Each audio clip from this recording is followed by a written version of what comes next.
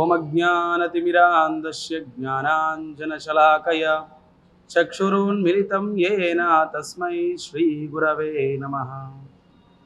అందరికీ కూడా హోళీ పండుగ శుభాకాంక్షలు. ముఖ్యంగా వన్ టీవీ ప్రేక్షకులకి, అలాగే మన తెలుగు టీవీ ఛానల్ ప్రేక్షకులందరికీ కూడా ఈరోజు హోళీ పండుగ కాబట్టి అందరికీ కూడా హోళీ పండుగ శుభాకాంక్షలు.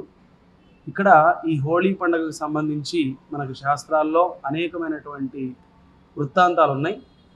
ముఖ్యంగా దీన్ని వసంతోత్సవం అంటారు. దక్షిణాదిలో వసంతోత్సవము, అలాగే మదనోత్సవము, కాముని పూర్ణిమ అని చెప్తారు దక్షిణ భారతదేశంలో.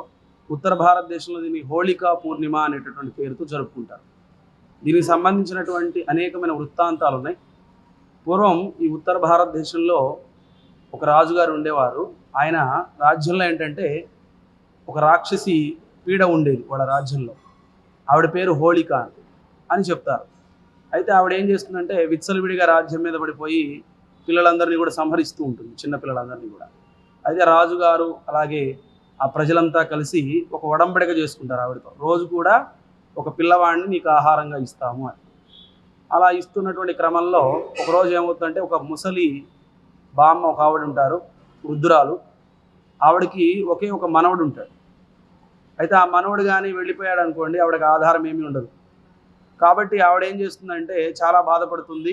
రోజులు గడిచే కొద్దిగా ఈ పిల్లవాడు మరి హోళికకి సమర్పించాలి కాబట్టి ఆవిడ ఏం చేస్తుందంటే ఒక ఋషి దగ్గరికి వెళ్ళి ఆయన్ని ప్రాధేయపడుతుంది, ఈ సమస్య చెప్తుంది. అప్పుడు ఋషి గారు చెప్తారు, మీరేం చేయాలంటే ఆ రాక్షసికి తిట్లు అంటే పడదు.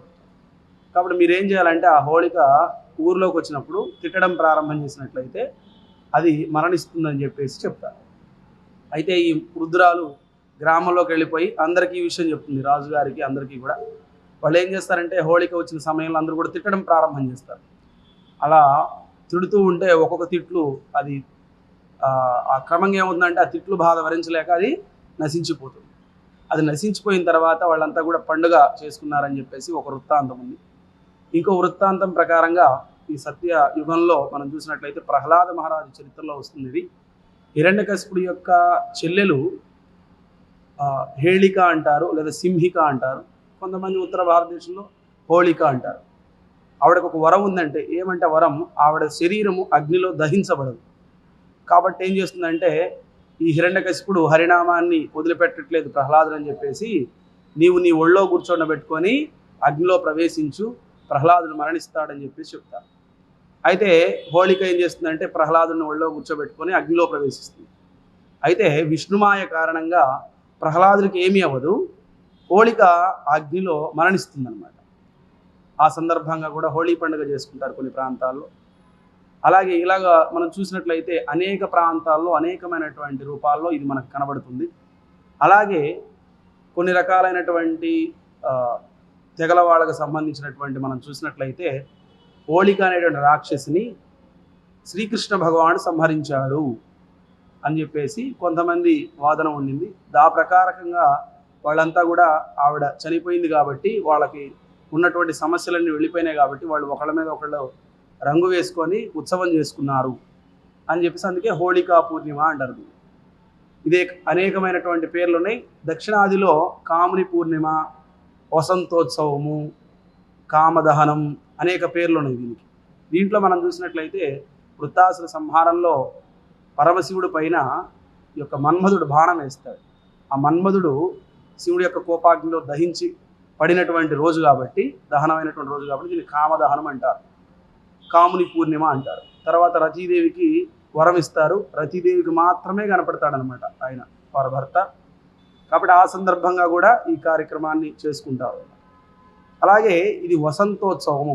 దీంట్లో శాస్త్రీయత కూడా ఉంది. హోళీ పండుగ రోజు ఏమంటే ఈ హోళీ పూర్ణిమ పాల్గొన మాసంలో వస్తుంది. పాల్గొన పౌర్ణమిని హోళీ పూర్ణిమ అంటాం మనం. వసంతోత్సవం నిర్వహిస్తారు. దీనికి శాస్త్రీయమైనటువంటి కారణం ఏంటంటే ఈ కాలంలో ఎక్కువ చెమట వస్తుందన్నమాట, ఎక్కువ వేడి పెరిగిపోతుంది ఈ పౌర్ణమి ముందు 15 రోజులు, తర్వాత 15 రోజులు. దానివల్ల ఏమవుతుందంటే చర్మ సంబంధమైన వ్యాధులు ఎక్కువ వస్తాయి మానవులందరికీ కూడా. దాన్ని దృష్టిలో పెట్టుకొని మన ఋషులు ఏం చేశారంటే హోళీ పండుగ రోజునే కొన్ని ప్రాంతాల్లో 15 రోజులు 20 రోజులు కూడా జరుపుకుంటారు. బృందావనంలో 20-30 రోజులు జరుపుకుంటారు ఈ పండుగలు. అక్కడ మనం చూసినట్లయితే సహజ సిద్ధమైనటువంటి రంగులు, ఈ యొక్క పుప్పొడి, కొన్ని రకాలైనటువంటి మొక్కలకు సంబంధించిన పుప్పొడులు, అలాగే కొన్ని రకాలైనటువంటి పూలని మరిగించి ఔషధ రూపంలో ఉన్నటువంటి రంగులు తయారు చేస్తారు. మోదుగు పువ్వుల్ని, అలాగే మారేడు ఆకుల్ని నీళ్ళల్లో మరిగించడం వల్ల సహజ సిద్ధంగా రంగు వస్తుంది. ఆ నీళ్ళను ఒకళ్ళ మీద ఒకళ్ళు చల్లుకుంటారు. అలా చల్లుకున్నటువంటి నీళ్ళ వల్ల ఏమవుతుందంటే ఆ చర్మ వ్యాధులన్నీ కూడా వెళ్ళిపోతాయి. అలాగే వసంతోత్సవం మరి ఎందుకంటారు? వసంత ఋతువు ఇంకా ప్రారంభం కాలేదు కదా అని చాలామందికి సందేహం రావచ్చు. అయితే ఉత్తరాదిలో పౌర్ణమి నుంచి పౌర్ణమికి నెలని అనుసరిస్తారు వాళ్ళు. ఇక్కడ మీరు చూసినట్లయితే పాల్గొన పౌర్ణమి చివరి పౌర్ణమి ఈ యొక్క మన సంవత్సరాదిలో పాల్గొన పౌర్ణమి తర్వాత 15 రోజుల తర్వాత ఉగాది ప్రారంభం అవుతుంది. అంటే ఉగాది నుంచి వాస్తవంగా మనం తెలుగు సంవత్సరాది ఉంటుంది. ఉత్తర భారతదేశంలో ఏంటంటే 15 రోజుల ముందే వాళ్ళకి నెల ప్రారంభం అవుతుంది. అంటే అది వాళ్ళ పండుగ ప్రకారంగా వసంత ఋతువు ప్రారంభమైనట్టు వసంతోత్సవం చేసుకుంటారు.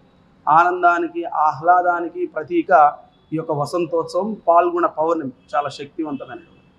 అలాగే ప్రత్యేకించి ఈ పాల్గొన పౌర్ణమి ఇంకొక విశేషం ఉంది. ఏంటంటే ఇదే పాల్గొన పౌర్ణమి రోజున శ్రీ చైతన్య మహాప్రభుల వారు ఆవిర్భవించారు. సుమారుగా 500 సంవత్సరాలకు ముందు పశ్చిమ బెంగాల్ రాష్ట్రంలో ఆవిర్భవించారు చైతన్య మహాప్రభుల వారు. దాన్ని పురస్కరించుకొని దీన్ని గౌర పౌర్ణిమ అంటారు. ఆయన గౌరాంగ మహాప్రభు కూడా అంటారు.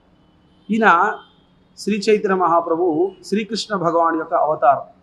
ఈ గౌడీయ వైష్ణవ పరంపరలో, అలాగే మనం చరిత్రలో తీసుకున్నా కూడా ఈయన భక్తి ఉద్యమాన్ని ప్రారంభం చేసినటువంటి సంకీర్తనాచార్యులు చైతన్య మహాప్రభుల వారు. ఆయన కూడా పాల్గొన పౌర్ణమి రోజే ఆయన ఆవిర్భవించారు. ఆయన ఆవిర్భవించి 24 సంవత్సరాల తర్వాత సంక్రాంతి రోజున ఆయన సన్యాసాశ్రమం తీసుకొని భారతదేశం అంతా కూడా పాదయాత్ర చేసి అందరికీ కూడా హరినామం గురించి ప్రచారం చేశారు, భక్తిని ప్రచారం చేశారు. కాబట్టి బృందావనంలో కావచ్చు, తర్వాత తూర్పు పశ్చిమ బెంగాల్లో కావచ్చు, ఒరిస్సా బీహార్ ప్రాంతంలో కావచ్చు, దక్షిణ భారతదేశంలో ఆయన స్వయంగా ఆయన శిష్యుల ద్వారా అనేక రకాలుగా ఆయన ఈ యొక్క కృష్ణ చైతన్యాన్ని ప్రచారం చేశారు, హరినామాన్ని ప్రచారం చేశారు. ఆయన కూడా పాల్గొన పౌర్ణమి రోజు ఆవిర్భవించారు. దీన్ని గౌర పూర్ణిమ అనే పేరుతో కూడా పిలుస్తారు. ఇలాగ మనం చూసుకున్నట్టయితే ఈ యొక్క పాల్గొన పౌర్ణమికి చాలా చాలా ప్రాశస్త్యం ఉంది. కాబట్టి పాల్గొన పౌర్ణమిని అందరం కూడా మనం ఆహ్లాదంగా ఆనందంగా జరుపుకుందాం. సహజసిద్ధమైనటువంటి, దయచేసి అందరూ కూడా సహజసిద్ధమైనటువంటి రంగుల్ని ఉపయోగించండి. ఎందుకంటే చర్మ వ్యాధులు రాకుండా మన ఋషులు ఏర్పాటు చేసినటువంటి విధానాన్ని మనం కృత్రిమమైనటువంటి కెమికల్స్ ఉన్నటువంటి రంగులు వేసుకోవడం వల్ల ఇంకా ప్రబలిపోతాయి. కంటికి సంబంధించిన వ్యాధులు, చర్మ వ్యాధులు కూడా వస్తాయి. చర్మ వ్యాధులు పోవాలని ఋషులు మనకి యొక్క పండుగను ఇంట్రడ్యూస్ చేశారు. కాబట్టి మనం ఏం చేద్దాం, ఈ పండుగని సహజసిద్ధమైనటువంటి రంగులతో మనందరం చేసుకుందాం. అలాగే ప్రకృతిని కూడా కాపాడదాం. హరే కృష్ణ. మరొకసారి అందరికీ కూడా హోళీ పండుగ శుభాకాంక్షలు. హరే కృష్ణ.